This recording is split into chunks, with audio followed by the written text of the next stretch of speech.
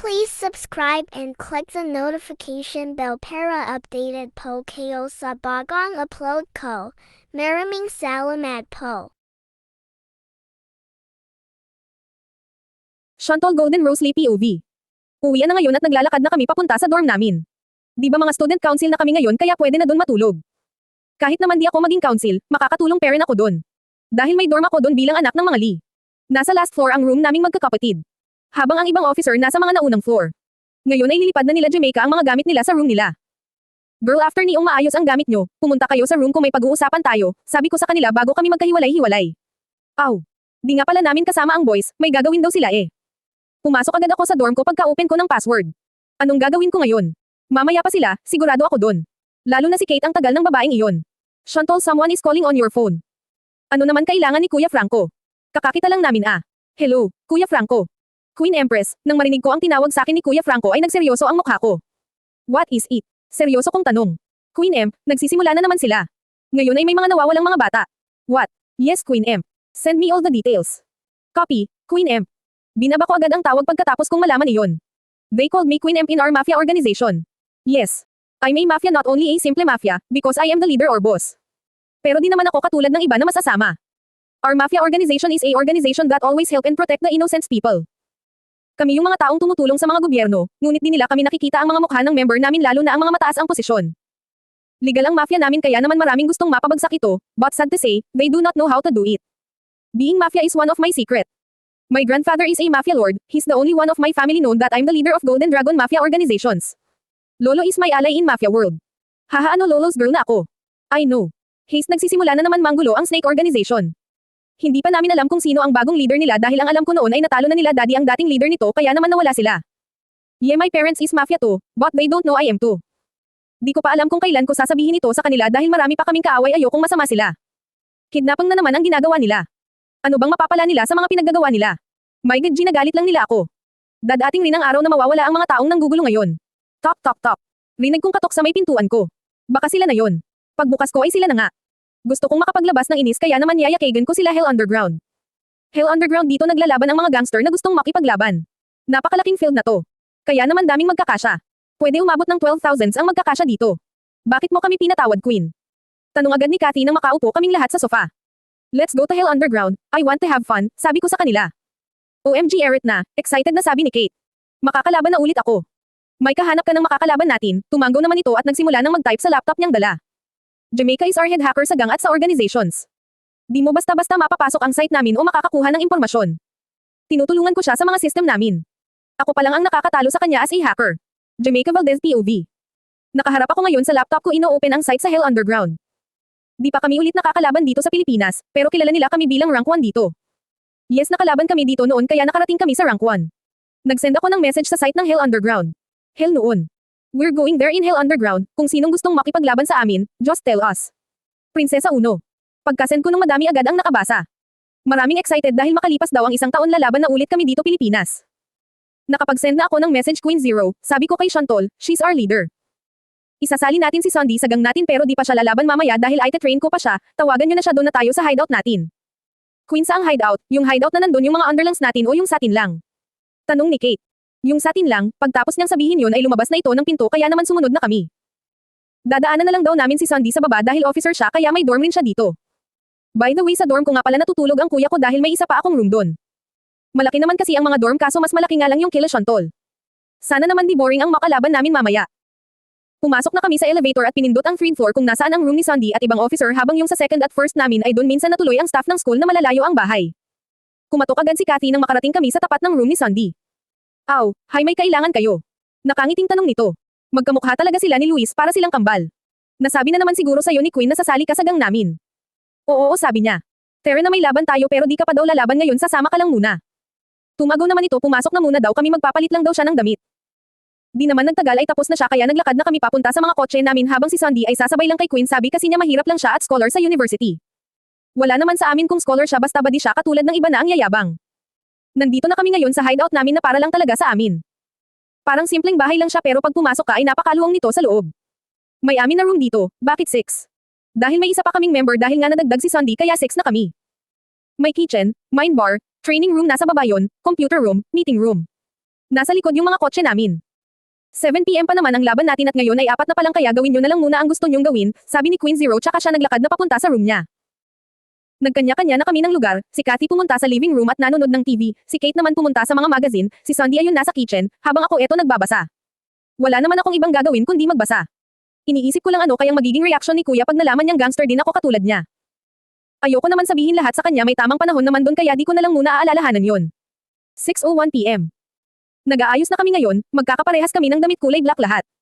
Ganyan yung suot nilang lahat. Kita na rin yung tato namin sa may leeg, meron na din si Sandy kanina lang nilagyan. Madami kaming tato pero tinatakpan namin dahil baka may makakita. Ngayon ay bilang Athena gang ang tato na nakikita sa amin. Ganyan naman yung kay Queen Zero.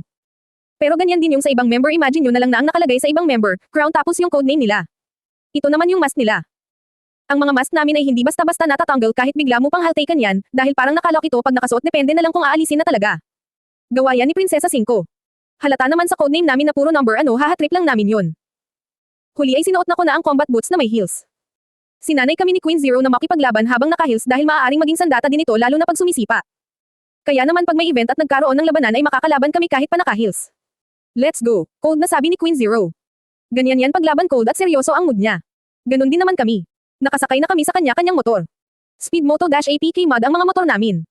Buti na lang marunong mag-drive ng motor si Sandy, sabi niya hilig niya daw magmotor noong buhay pa ang nag-aalaga sa kanya. Sabi niya hindi niya daw kilala ang mga magulang niya. Kay Queen Zero ay kulay white and purple, kay Kathy white and pink, kay Kate white yellow, kay Sandy white and dark blue, ang sa akin naman ay white and red. Kung tinatanong niyo naman kung ano ang kay 5 ay white and green. Sana talaga makasama na namin si 5. Haze, kailan ba kasi uuwi yun dito sa Pilipinas? Nag-drive na kami papunta sa Hell Underground. Joshua de la Vega POV. Nandito kami ngayon sa hideout namin. Yes, gangster kami, di nga lang alam ng mga girls. Miss ko na baby ko. Masaya ako dahil sinagot na niya ako kanina. Nakakabading man sabihin pero ang lakas talaga ng tama ko sa kanya. Sino ba namang di may in love kung ganun kaganda, Cab 8, matalino pa. Ewan ko na lang kung di ka pa main love. Kaya nga pala kami nasa hideout ngayon ay naisipan nilang pumunta sa Hell Underground. Himala nga naisipan nila. Ang tagal na naming di lumalaban. Siguro 4 na buwan. Wala naman kasing nagsubok hamanin kami. Kami nga pala ang Black Lion Gang, we are the rank 2 here in the Philippines. Di pa namin nakakalaban ang rank 1 dito dahil umalis sila noon. Kaya di ko alam kung nasaan na sila. Di pa rin namin sila nakikita. Sabi nila nakamas daw ito at mga babae pa. They are the legendary gangster here in the Philippines. Athena Angels. Yan ang gang name nila. Sana makita ko sila soon. King, nakabalik na pala ang Athena Angels dito sa Pilipinas at lalaban sila ngayon, biglang sabi ni Solder. He's our hacker. Iniisip ko lang kanina ngayon ay lalaban na. Oh nice, manood tayo ng laban nila, sabi ko sa kanila. Nabalitaan ko rin na may bago silang member. Sino naman kaya yon? Balita ko mahirap makapasok sa gang na yon. Kahit mga underlings nila ay tinuturuan nilang lumakas. Kaya ang daming gusto mapasama sa kanila. Wala din nakakaalam ng hideout nila maliban na lang kung underlings ka o member nila. Nagsuot kami ng t-shirt na black na magkakaparehas. Nagsuot din kami ng mask para walang makaalam ng katauhan namin. Nag-drive na kami papunta sa Hell Underground gamit ang kanya-kanya naming mga motor. Third person point of view. Nag-iingay ang lahat ng mga gangster sa loob ng arena. Nagkakatuwaan sa mga naglalaban sa gitna ng ring. Wala silang kaalam-alam na kanina pa may nanonood sa kanila, 5 babaeng may mga seryosong aura. Kanina pa nila pinagmamasdan ang mga taong nagsasaya sa baba. Ang 3 babae ay nag-uusap habang pinanonood nila ang nga nasa baba. Yes, nasa baba dahil silang lahat ay nakaupo sa taas. Wala pa ring nagbabago, may ingay parents sila. Ani ni Prinsesa 3. Kambal, alam mo naman di na yan magbabago, depende na lang kung sisigawan mo, sabi naman ni Prinsesa 4. Ngayon lang ako nakapunta dito, ganito pala ang mga gangster pag nasa arena. Ani naman ni Prinsesa 6. Doon naman tayo sa 2 nanonood lang sa baba na kanina pa may pinagmamasdan na group ng mga lalaki. Queen Zero, tingin mo sina kuya ang mga lalaking iyon? Tanong ni Prinsesa 1 sa kanilang leader. Yes, sila nga. Doon naman tayo sa mga taong nasa baba. Kanina pa hinihintay ng mga Black Lion Gang o BLG, ang mga Athena Angels. Wala silang kaalam-alam na kanina pa sila nito pinagmamasdan at kanina parents sila nandito sa arena. Lahat ng may kilala sa Athena Angels ay excited mapanood ang laban ng mga ito pero ang mga ilan na walang kaalam-alam na kung sino ito ay iniisip nilang mahihina ang grupo ng mga ito. Ang Cute Girls Gang ang gustong kumalaban ngayon sa Athena Angels. Cute Girls Gang ay ang mga nagre-reyna-reynahan sa arena nang umalis ang Athena Angels kaya naman wala silang kaalam-alam kung sino ang kakalabanin nila. Maya-maya pa dumating na ang oras na pinakahinihintay ng lahat, ang paglaban ng Athena Angels. Hell evening, everyone. Alam kong lahat kayo ay hinihintay ang paglaban ng AA o mas kilalang Athena Angels. Before we call them, who want to fight our Athena Angels? Tanong ng M sa mga taong nandun. Nagsimula ng magbulungan kung sino ang lalaban, maraming ayaw lumaban sa Athena dahil nakakatakot makaharap ang mga babaeng ito. Ayokong lumaban sa kanila, baka nagkaroon ako ng maraming pasahuho. Hit-asa na kaya sila? Inaantay ko yung pusta nila kung ano. Sino kaya ang maglalakas loob lumaban? Bulong-bulungan ng mga gangster. Samantang naiinip na ang mga Athena dahil wala pang nagtataas ng kamay para lumaban sa kanila. Tatalo na sana sila pababa nang may nagtaas ng kamay sanhi ng pagbubulungan ulit. Umakyat sa ring ang cute girls gang na gustong lumaban sa Athena Angels. We want to fight them, B1 tick na sabi ni Pink ang leader ng cute girls gang. Cute girls gang want to fight Athena Angels gang, so let's welcome AA o mas kilalang Athena Angels gang. Natahimik ang lahat nang biglang namatay ang ilaw sa loob ng arena at nakarinig sila ng pagbagsak sa ring kasama ng pagbukas ng mga ilaw muli. Napasinghap ang lahat at gulat na napatingin sa mga reyna nila. Makikita mo sa lahat ang paghanga dahil hindi nila alam kung saan ito dumaan lalo na't hindi naman nila nakitang dumaan ang mga ito sa pinto. Joshua de la Vega POV. Nandito na kami ngayon sa arena at hinihintay ang laban ng Athena Angels. Ngayon lang namin sila makikita. Halata sa mga tao dito na kilala nila ang mga ito ngunit may ilan paring di sila kilala, ito ay ang mga bago. Nang masalita ang EMS ay nag-ingay na ang nasa loob. Lalo na nang makita nilang lalabanan ng cute girls ang Athena Angels. Excited ang lahat para sa magiging laban. Halos nasa Athena ang pusta ng mga nakakakilala samantalang sa CGG naman ang hindi nakakakilala sa AA. Cute girls gang want to fight Athena Angels gang, so let's welcome AA o mas kilalang Athena Angels gang. Natahimik kaming lahat nang mamatay ang ilaw at kasabay ng pagbuhay nito ay ang pagbagsak ng anong bagay sa ring. Nang bumukas ay nakita namin lahat ang 5 babae sa ring nakatayo ng tuwid. Makikita mong magagandang ang mga ito kahit na nakamask. Ang lupit naman nakahil sila, sabi ni Luis. Sabi naman di ba sanay daw na nakahils ang mga yan dahil yon ang sabi sa kanila ng leader nila. Sabi naman ni Solder. Aw nandito na pala ang AA na sinasabi nila. Ipupusta namin ay 500,000 pesos at 2 kotse, pagmamayabang na sabi ni Pink. 1 million pesos, sabi ng leader ng Athena. Isang rest house, sabi naman una ata yon. Sport car, sabi naman ni Tres. 1 motorbike, sabi ni Cuatro. Lahat ng yon ang pusta namin, deal. Tanong naman ni Sais. Bakit kaya kulang sila ng isa? Dapat 6 na sila daw nadagdagan ng isa ah. What? Gulat ang lahat dahil sa dami ng ipinusta nila at ang lalaki pa. Let's start. Alam ko naman na di kayo tatanggi dyan, Ters, nakangising sabi ni Tres sa CGG. Nagsimula ang laban at wala pang 2 minute nang makita naming nakatambo na ang mga CGG, hindi pa lumaban ang isa sa kanila, si Sais ata yon. 2 kasi ang kinalaban ng leader nila na si Zero. Athena Angels win. Nagsigawan ang lahat ng makabawi na sa pagkagulat sa mga nangyari. Nakakagulat naman talaga pati nga tong mga kasama na ako ay nagulat sa sobrang bilis ng laban. Pagkatapos ng laban ay umalis agad ang AA kaya naman umalis na din kami. Nakakabilib talaga ang gagaling nila. Sana makilok ako sila o makausap. Sa hideout na kami dumiretso dahil kung sa dorm pa sa school baka may makakilala sa amin. Nakatago ang totoong katauhan namin sa maskarang suot namin tuwing nagpunta kami sa Hell Underground. Mahirap na. Baka mawalan kami ng kalayaan pag nakilala nila kami. Joshua gumising ka na dyan, malalate na tayo. UYY pag may nahanap SI kambal na ibabahala ka dyan. Napabaligos ako ng bangon sa narinig ko. No way.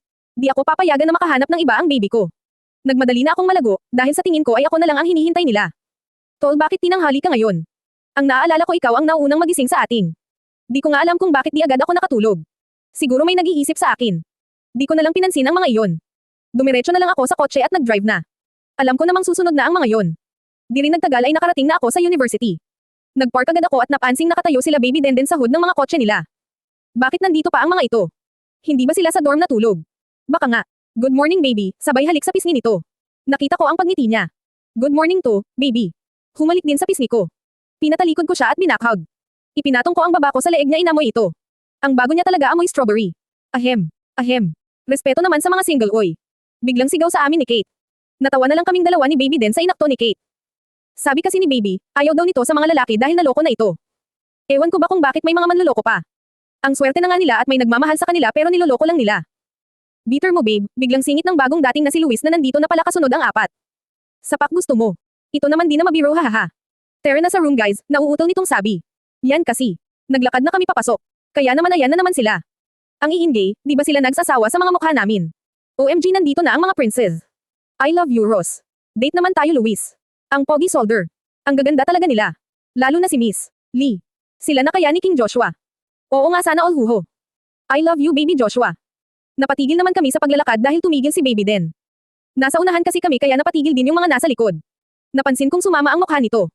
Bakit naman? Di kaya. Hey don't mind it baby, nagpout naman ito. Dahil nakakaadik ang labi niya ay nahalikan ko ito. Ops. Ay. Sabi ng mga nakakita. Hahanamula naman ang baby ko. 1 week later. Shantol Golden Rolly POV. Isang linggo na ang nakalipas simula nang makalaban namin ang Cute Girls Gang. Sa nakalipas na linggo na iyon ay palaging kasama namin sila kuya, lalo na si Josh na ayaw nang lumayo sa akin. Akala mo ay may mangyayaring masama, but I like it. Being with him every day it's make me safe and comfortable. Josh is so sweet and protective guy. Siya yung gagawin ang lahat maging safe ka lang. May gagawin nga pala kami ngayon. Ngayon na namin gagawin ang mission na sinabi ni Kuya Franco.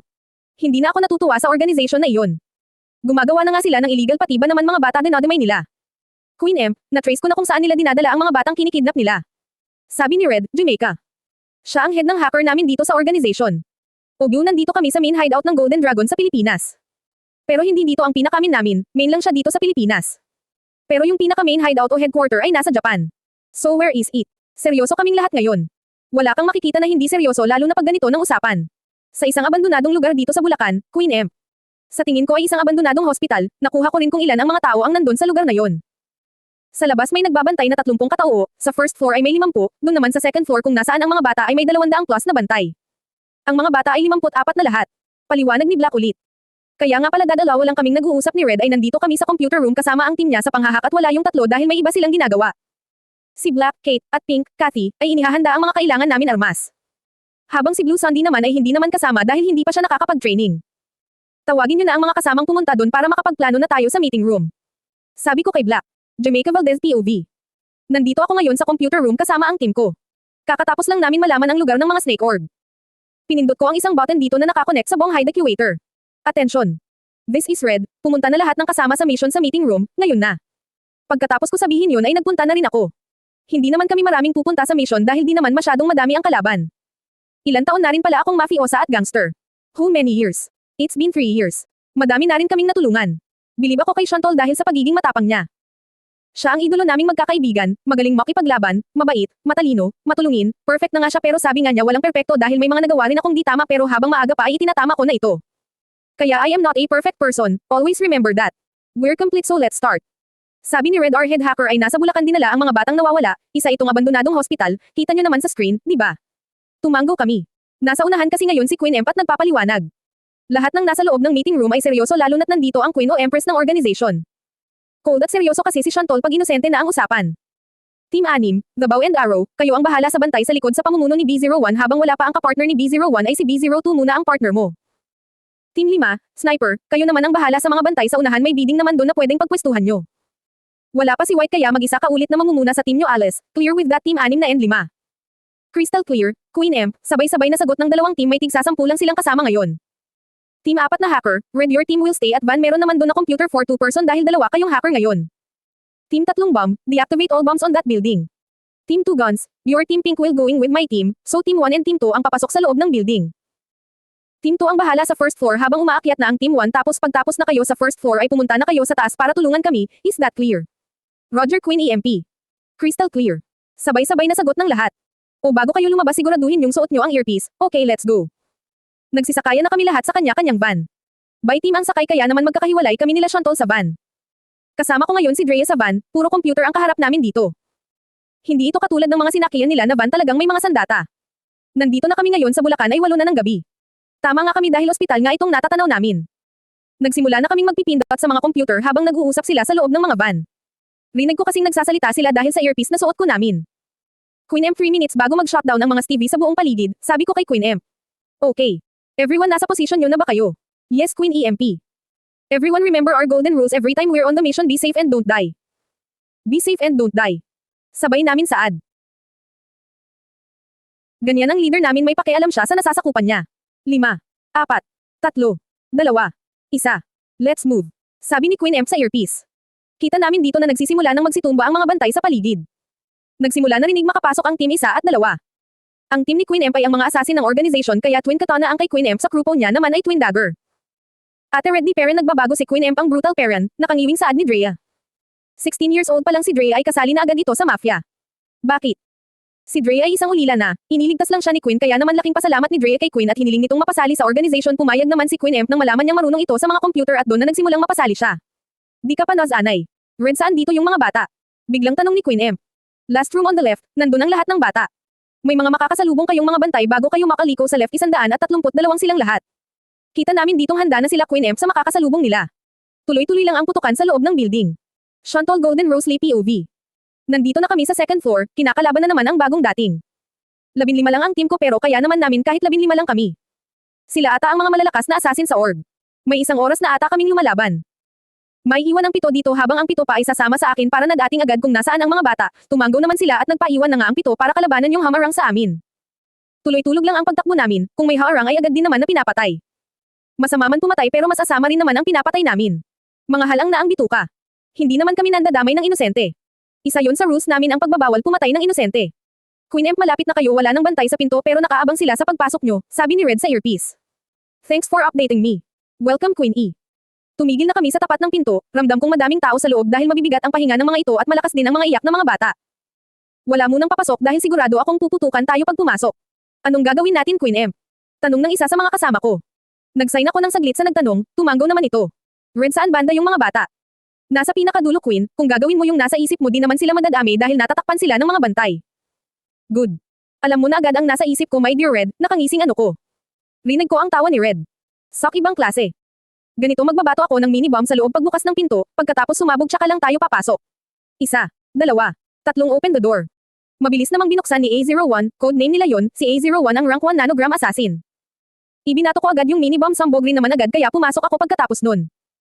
Walang nakapansin na nakapasok na ako at nasa tabi na ng mga bata kaya naman nagsign ako sa kanila na wag maingay. Blue Nala mask nga pala, kaming lahat gold ang mga mask na suot nila except sa akin na black mask at sa mga leader at commander ng organization na white with gold. Kinaligan ko ang mga tali ng mga bata at pinatabi sa isang tabi. Well, nandito na pala ang golden orb. The Heroes of Innocent, diniinan niya pa talaga ang pagkakasabi ng Heroes of Innocent. Siya ata ang leader ng mga nandito. Well. Yan, nandito na nga kami at maganda Peran, mapang-asar na sabi ni A01 sa mga kalaban kaya napailing na lang ako. Hahaha, bakit parang wala ang leader nyo? Natakot na ba kami? Nakangising aso pa nitong sabi. Hell no. Di ako matatakot sa tulad niya. Isa-isa kong ibinabawasan ang mga kakampi nito nang walang nakakaalam kundi ang mga kasama ko. Yung mga bata kasi pinapikit ko baka matruma sa makikita eh. Tumingin ako sa mga kasama ko ay nang sign na ituloy ang pakikipag-asaran. Sige lang, libangin nyo yan para mamaya ay wala na siyang kasama. Ops, my bad. Si Queen. Naamangki, kailan pa natakot si Queen? Alam kong nakatakas na ang kilay ni A02 ngayon. Hahaha, dahil iniisip niyang matatalo namin kayo. Tatawa na ba ako? Nagtuloy-tuloy lang sila hanggang siya na lang mag-isa ang natitira kaya naman samandal ako sa pader malapit doon sa batang lalaki na sa tingin ko ay 5 years old na. Wait, hindi siya nakapikit, nakatingin lang sa kawalan. Mamaya ko na lang kakausapin, tatapusin ko muna ang mga hayop na to. Sure ka? Tingin ka sa likod mo. Biglang sabi ni A03, lalaki ang isang to. Nang humarap patalikod itong lalaking mayabang ay nabitawan niya ang hawak na baril sa gulat. Sok, paano ba yan, palom na ha? May gagawin pa ako, A02, ikaw na bahala, halata kasi sayong naiinis ka na dito. Nilapitan ko naman agad yung batang lalaki na kanina ko pa napapansin. Hey baby boy. No response. Hey, baby. No response. Anong nangyayari? Bakit ayaw sumagot? Humarap na ako sa mga kasama ko ay pinadala na sa kanila ang mga bata palabas. Queen Emp dyan sa isa. Ang tinutukoy ni A01 ay itong batang lalaki na nasa tabi ko. Ako na lang maglalabas sa kanya, tumanggaw naman ang mga ito. Nagsidatingan na rin ang ibang mga kasama namin. Dadalhin namin ang mga bata sa police station. Baby boy, you heard me. Tumanggaw naman ito. Kinarga ko na ito sa van ko na lang kakausapin. Golden Dragon Mafia Organization. Organisasyon ng mga mafiaso o mafiasa. Sikap na pangalan sa underground dahil sa loob ng 1 taon at 6 na buwan ay napalago agad ito ng pinuno nila at nakapasok agad sa rank 3 na ngayon ay nasa rank 1. Legal sa buong mundo dahil tumutulong ito kung kinakailangan. Binubuo ito ng Mafia Boss, Mafia Leader. Shantol Golden Rose Lee, siya ang leader ng GDMO o Golden Dragon Mafia Org. Iilan pa lang ang nakakita ng mukha nito sa organisasyon. Di mabilis magtiwala lalo na kung kakakilala pa lang nito sa isang tao. Sobrang seryoso sa oras ng trabaho. Codename Queen Emp o Queen E. 8 commander. Sila yung sunod sa mafia leader, pag may mission o laban sila yung taga-utos sa kanilang nasasakupan sa org. Iba dito sa mga 8 commander ay tagapamahala sa mga main hideout sa bawat bansa. C01 si Jamaica Valdez, the first commander, laging kasama ni Queen Emp. Ang mga kaibigan niya lang at si Queen Emp ang nakakaalam na siya si Red. Basta ang alam lang ng lahat ay laging kasama ni Queen si C01 dahil kailangan may tagabantay ito at tagasunod. C02 Nathan Parkis, ang Koreano na nasa main hideout sa Japan. Siya ang tagapamahala doon tuwing umalis ang Queen nila. 25 years old. Kasi ni Queen na sila lang ang nakakaalam. C03 Franco Barcelon, tagapamahala sa main hideout sa Pilipinas. Isa din sa pinagkakatiwalaan ni Queen Emp. C04 Haruma Takshan, tagapamahala sa main hideout sa Korea. Hapon ito pero sa Korea naka-assign. Parang si Nathan lang, Koreano pero sa Japan naka-assign. 28 years old. C05 Philip Santiago, commander ng main hideout Equator sa China. 28 years old. C06 Samantha Salvador, commander sa main hideout sa Amerika. C07 Raymark Feria, commander sa main headquarters sa Malaysia. C08 Anthony Mernand, commander sa main headquarters sa Africa. 7 teams. Team 1 Assassins, ito yung kasama ni Queen Emp tuwing may mission. Ang codename nila ay base sa Team Light nung kasama ni Queen, it's A01, A02, A03. Team 2 Guns, nandito yung magagaling sa mga baril light pistol o kahit anong baril range na baril. Namumuno dito si Pink, Cathy. Team 3 Bomb, taga-deactivate ng mga bomba o tigagawa. Nandito si Black, Kate. Team 4 Hacker, ito yung tagahanap ng impormasyon. Nandito si Red at H01, Dre. Team 5 Sniper, mga long range. Sila yung bahala sa mga kalaban sa paligid o labas ng labanan. Nandito si White, ang leader nila. Samantha. Team 6 bow and arrow, katulad lang din ng sniper pero malapit-lapit ng kaunti. Katuwang ito ng mga Team 5, si Sandy ang leader dito tapos partner niya si B01. Team 7, the medic team, nandito ang mga doktor at nurse ng org. Ang head nila ay si Light o mas kilalang Andrea. Tato ng organization. Bakit red? Wala kasi akong makitang gold tsaka mas maganda na iyan kita siya. Yung bilog na lang sa gitna ay i-imagine nyo na gold. Assassin's weapon, dagger. Ito yung gamit ng team ni Queen M.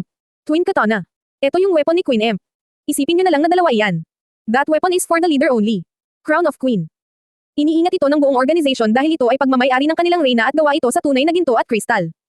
Nasa Japan ito sa main headquarter nila. Anong gagawin ko ngayon dito? Nasa police station na kami kasi at ibinababo na nila yung mga bata. Nandun din si Red para ipaliwanag ang lahat, di naman ako nalabas dahil delikado na. Itong cute na batang lalaki sa tabi ko ay ako na lang ang Mrs. Uli sa magulang niya, ayaw niya kasing bumitaw. Di parent siya nagsasalita pero ngayon ay nakatulog na sa braso ko habang nakayakap. Pinasabi ko na lang din kay Red na ako nang bahala maghanap sa magulang nito. Sa headquarter ang diretsyo naming lahat. Nasa gubat yon sa Laguna. Malaking mansion iyon dahil ang iba ay doon na natira, lalo na yung walang pamilya na kasali sa org. Yung mga training room naman namin nasa underground kaya malaki talaga. Sa Japan yung pinakamalaking headquarter dahil doon nga ang main kung malaki na dito sa Pilipinas, paano pa kaya yung sa Japan? Pinagsikapan ko yan para sa org namin, lalo pa itong lumaki noong lumago ang mga pinapatakbong negosyo ng org. I'm going, sleep well everyone. Sabi ko sa kanila nang makarating kami sa headquarter at makababa ako sa van. Alam naman ni Red at nila Kathy na di ako matutulog sa hideout dahil may kasama ako. Iuuwi ko muna siya sa mansion ko dito sa Pilipinas kung nasaan sila Kuya Franco. Pagod na ako pero magda-drive pa ako, kailangan eh. Bago ako bumaba ay nilagyan ko muna ng mask si Little Boy, baka kasi mapahamak siya pag nakasama ko. Ang mga kasama ko sa bahay na iyon ay kilala ako bilang Queen Emp dahil nagtatrabaho din sila sa org. Lalo na yung mga butler at bodyguard ko. Pero wala pang nakakakita ng mukha ko sa kanila, sila Kuya Franco at Andrea lang ang nakakita. Kilala din nila akong Rose dahil ayokong tinatawag na Queen Emp pag nasa bahay na iyon. Baka may makaalam pa sa labas. Aambon pa ata. Hit oo nga. Automatic magbubukas ang gate pag kotse ko na yung papasok o lalabas. Nag-drive na ako doon sa may main door, sila na ang mag-park nun sa parking lot. Kahit naman madaling araw na ay may nagbabantay parent, salaitan kasi sila para makapagpahinga naman yung iba. Pagkababa ko ay sumalubong agad sa akin si Kuya Franco, gising pa siya. Sigurado akong nag-text sa kanya si Red na uuwi ako. Rose, ako ang magbubuhat sa bata, baka nang alay ka na sa pagdadrive, tumanggo na lang ako dahil pagod na rin ako. Sa kwarto ko mo siya dalhin tapos pakipalitan na rin siya, kuya, may damit na akong pinabili kanina kay Andrea nasa kwarto na iyon. Okay, pahinga ka na ha. Tumanggo naman ako. Ang concern talaga ni Kuya Franco na parang kapatid niya talaga kaya nga naging 4 na ang kuya ko eh. Sumunod na ako sa kanila sa kwarto ko para makapagpahinga. Pagdating ko doon ay nakabihis na si Little Boy. Good night kuya. O siya good night din, ngumiti lang ako at humiga na, BTW nakapaligo na pala ako at nakapag-sleepwear na ako. Sa susunod ko na lang i-examplain yung kwarto ko. Naalimpungatan ako nang may humapos sa akin na maliit na kamay. Ha, maliit. Nang tignan ko ay di ko maiwasang mapangiti, bumungad kasi sa akin ang isang batang natutulog. Sino kaya ang magulang nito, ang pogi kasi? 56 minuto pasado alas 6 na pala magsi-7. Dahan-dahan akong bumabangon para di magising ang batang katabi ko pero nagising parent ito. Umapo ako at pinagmasdan ang mapupungay nitong mata habang kinukusot-kusot. Haha, ang cute. Hey baby, good morning, sabay kiss sa noo nito. Ewan ko ba pero nais ko siyang halika sa noo at yakapin ng mahigpit. Good morning din po, shock, nagsalita na siya. Nagsalita ka na baby, so usap tayo mamaya after breakfast, is that okay? Tumanggaw naman ito. Tingin ko ay matalinong bata ito kahit 5 taon pa lang, hindi na kasi bulol. Bumaba na kami at nagpunta sa dining area. Alam kong alam na nila na nandito ako. Nagsuot ulit kami ng mask, nagtanong pa ito kanina bakit daw kailangan pa. Ang cute nga eh. Half mask lang naman yung kita ang ilong pababa. Franco Barcelon POV. Maaga akong nagising para masabihan ang mga kasama ko dito sa bahay na nandito si Rose. Baka kumain yun ng breakfast tapos wala pang handa. Attention everyone, nandito si Rose kaya kailangan natin maghanda ng kakainin nila mamaya at madyay gising na iyon ngayon. Manang, alam nyo na naman ang mga nais at ayaw niyang kainin kaya pakihanda na po. Gulat naman ang iba dahil minsan lang si Rose bumisita dito. Pinuntahan ko muna ang aking mag-ina sa kwarto para gisingin. 6 AM na kasi ng umaga. Hey love, wake up, habang hinahaplos ko ang kanyang buhok. Ganito talaga ako sa asawa ko. Ang ganda-ganda niya talaga. Love, gising na, nandito si Rose, naghahanda na sila sa baba, nang sabihin ko iyon ay napabangon na lang ito basta. Bakit ngayon mo lang sinabi, love naman eh. Natatawa ako sa asawa ko, akala mo ay batang inagawan ng candy, hahaha. Hinihintay na lang namin ang pagbaba ni Rose para makakain na sila. Who's the owner of this house po? It's big. Boses ng isang batang lalaki. Haha, it's mine. You love this house baby. Yes po. You're so cute. Nakita namin pababa ng stairs si Rose, buhat-buhat ang isang batang lalaki. Nakapantulog parent sila pero nakarobe ito at may suot silang mask. Good morning Lady Rose and you too young master, bati namin pagkababa nila. Morning. Your breakfast is ready, Rose, sabi ko. Thank you, sabay na kayo sa amin. Di parent na talaga nagbabago, ang bait parent. Let's eat. Mahal, siya si Rose na gusto mong makita. She is. Tumanggaw naman ako. Oh hi Ate Eunice, wife of Kuya Franco, bati naman ni Rose. Hello Miss Rose. Oh just call me Rose haha, nakangiting sabi nito sa asawa ko. Ano kayang gagawin ni Rose sa kasama niyang bata? Alam kong isa ito sa mga iniligtas nila. Alam ko yon dahil isa akong commander dito sa Pilipinas. Baby what do you want to eat? Yun po, itinuro niya yung pancake. Okay. Manang can you get me a glass of milk and please sumabay na kayo sa amin. Tawag ni sa mayor dona ng mansion. Okay malady, natawa kami ni Manang nang sumimangot si Rose nang bigla siyang tawagin na malady ni Manang. Isa kasi sa ayaw niya ay ang pagtawag sa kanya ni Manang ng malady. Nagkukwentuhan lang sila habang nakin. Si Rose ay sinusubuan yung batang kasama niya. Ang prinsesa ko naman ay sinusubuan ng mama niya. Anong name nitong inaanak ko, kuya? Oo nga pala inaanak niya si prinsesa. Francesca Barcelon, maikling sagot ko. Malapit na siyang mag-3 taon di ba? Anong gagawin niyo? Ngayon ay nakain na kami ng dessert. Chocolate cake ulit ang kay Rose. Yun kasi ang favorite niya di ata matatapos ang isang araw nang di siya kumakain ng cake. Wala pa rin kaming plano sabi ni Mahal kay Rose. Tumanggo-tango naman si Rose.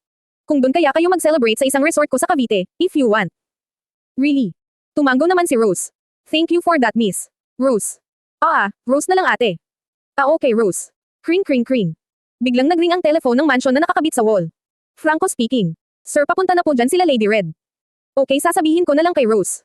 Binaba ko na ang tawag. Anong kayang gagawin dito nila Lady Red? Lumapit ako kay Rose at dun binulong. Queen Emp nandyan na daw sila Red, tumanggo na naman ito sa akin na para bang inaasahan na talaga iyon. In my office later.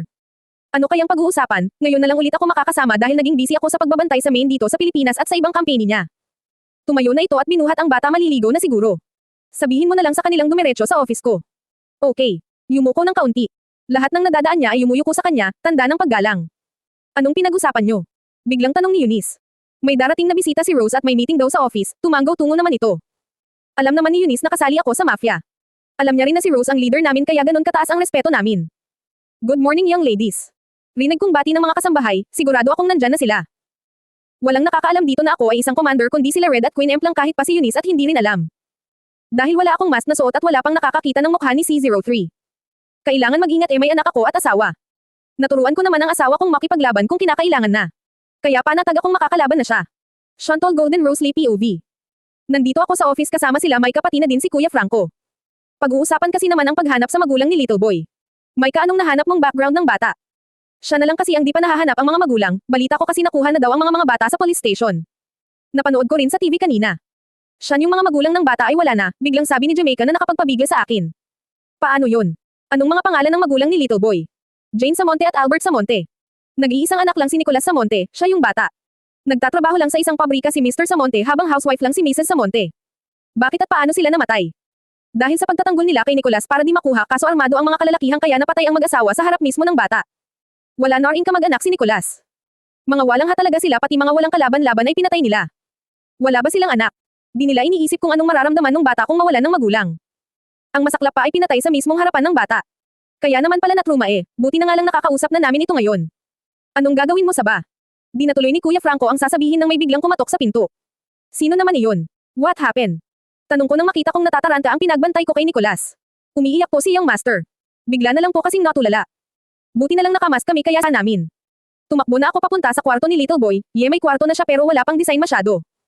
Nakita kong nakatulala ito at may lumalabas na luha sa mga mata. Habang sinasambit ang mga salitang mama at papa. Kahit nakamask ay kita paring umiiyak siya. Shh. Stop crying baby, I'm here. Huho mama huho pa papa. Naalala niya siguro ang nangyari. Ito na nga ba ang problema yung magkatruma ang bata? Tahan na. Haste. Niyakap ko na lang at pinatahan. Wala na akong pake kung magkabasa-basa na ako ayoko lang makitang umiiyak ang batang ito. Maya-maya pa ay naramdaman kong bamigat na ito, yun pala ay tulog na. Nakatulog kakaiyak. Alam ko na kung anong gagawin ko sa batang ito. Nang may higa ko na ng maayos ay lumabas na ako. Inalis ko na rin ang mask niya. Kuya Franco pakisabihin na walang papasok muna sa kwarto ni Little Boy ha. Tumanggaw naman ito. Ayaw kong may makakita ng mukha niya lalo na ngayon na aampunin ko siya, yes aampunin ko siya. Ayaw ko nang malayo sa akin ang batang ito lalo na ngayon. Pero kailangan ko munang kausapin si Chairman, dahil gagamitin ko ang apelyido niya. Hey Queen aalis na muna kami, may pasok pa Biglang sabi ni Kathy. Okay. Ikaw ba Chantal di ka papasok 10 o'clock ang klase ngayon Tanong ni Kate. No, paki-excuse na lang ako. Sige na nga kami na bahala. Umalis na din sila. Kaya natatawag nila ako sa Chantal kanina ay nandun na ulit kami sa office. Di naman pwedeng sa labas sok. Ate Eunice pakibantay naman kay Little Boy at paalala lang huwag niyong ipapakita kahit kanino ang mukha niya, tumanggaw naman ito. Kailangan ko pang lumipad papuntang Korea para makausap si Lolo.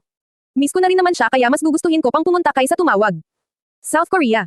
Gabi na ngayon at kara-rating ko pa lang dito sa Korea. Oh yes, nandito na ako. Ayaw ko na kasi patagaling pa. Gusto kong walang problema kung aampunin ko siya. Wala pa ring nagbabago dito, ang liwanag dahil sa mga ilaw ng mga bidding, poste, may bulletin board pa nga. Ilaw ng mga nagdadanang sasakyan. Wala akong kasama sa pagpunta dito. Nakadisguise naman ako kaya walang makakakilala sa akin, so walang gulo. Kilala ang pamilya namin dito lalo na si Chairman, top 2 ang Lee sa buong mundo, kaya kilala kami dito. Welcome back young lady, pati sa akin ng mga maid at butler na nadadaanan ko papasok ng mansion dito sa Korea, our main mansion bilang Lee. So alam na ni Lolo na pupunta ako, iba talaga pag makapangyarihan ka magagawa mo ang lahat ng gusto mo. Ako naman, tama lang nagagawa ko ang gusto ko like tumulong. Dahil sa kapangyarihan ko ay nakakatulong ako sa inosenteng inaabuso na. Hello my beautiful mamita, nakangiting bati ko kay Lola nang makita ko itong nakaupo sa living room kasama si Lolo. May mamita is 75 pero maganda parent at malakas. Di mo talaga mapaghahalataan na nasa 70s na siya. Huwag mong sasabihan ng matanda si Lola dahil malalagot ka, na-try ko nang asarin ng tanda si Lola kasama si Kambal dahil pasaway kami noon. Ang ganda talaga sa garden ni mamita ang daming rose. Sarap putulin joke baka mapag-alitan ako hahaha. Boring naman di kasi ako pwedeng lumabas ngayon ng mansion dahil madaming bad guy sa labas. Kaya ako naman lumaban pero mas gusto parent nilang dito muna ako. Okay lang sa akin dahil wala din naman akong gagawin sa labas. Hey Twine. O nandito na ang pogi kong kakambal, syempre kanino pa ba nagmana edi sa akin do? Hahaha. Pag sinabi kong pogi, naku lalaki ulo nito. Hello Kuya Twine. Ganyan ang tawag ko sa kanya, ang cute kasi tsaka mas matanda naman siya sa akin ng ilang minuto. You look bored. Yeah, I don't know what to do, it's boring you know. Nakasimangot kong sabi. Ano ba kasing pwedeng gawin? Hala alam ko na hahaha sorry po mamita hehe. Pumasok kasi ng garden si mamita kasama ang isang kasambahay magdidilig ata sila. It's look like mamita is your target for today, am I right?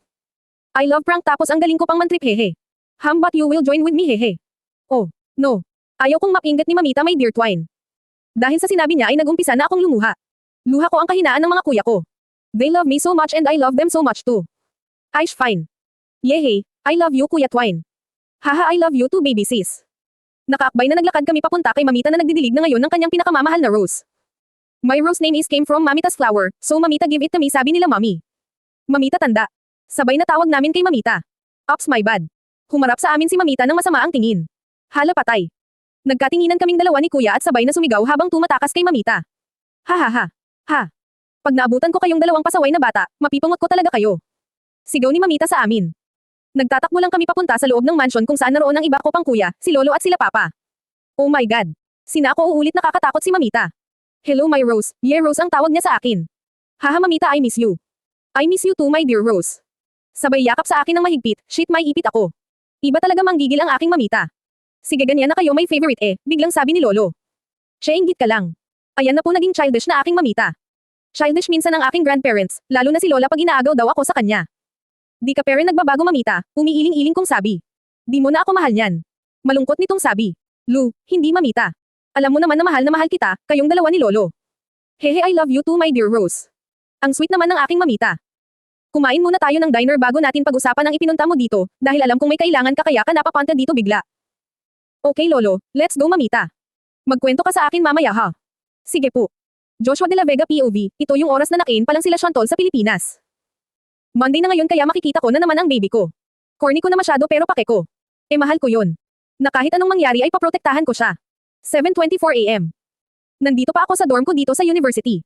Mamaya pa naman ang klase. Naman 10 AM pa. Wala din naman kaming napag-usapan na magkikita-kita o magpupunta sa iisang dorm. Ito ako ngayon nanonood ng TV, ano kayang magandang panoodin? Live po tayo ngayon dito sa police station sa Cavite.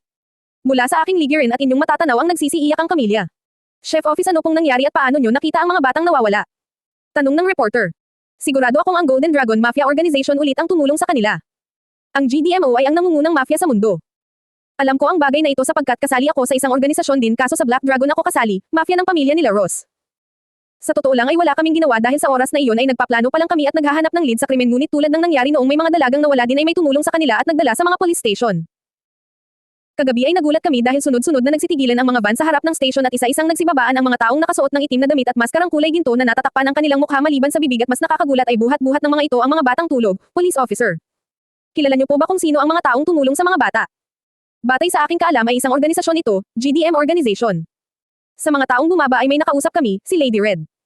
Sabi niya sa amin ay isang sindikato nga ang kumuha sa mga bata. Organisasyon alam nating may ginagawang mga illegal. Di ba chef mafia rin sila Lady Red?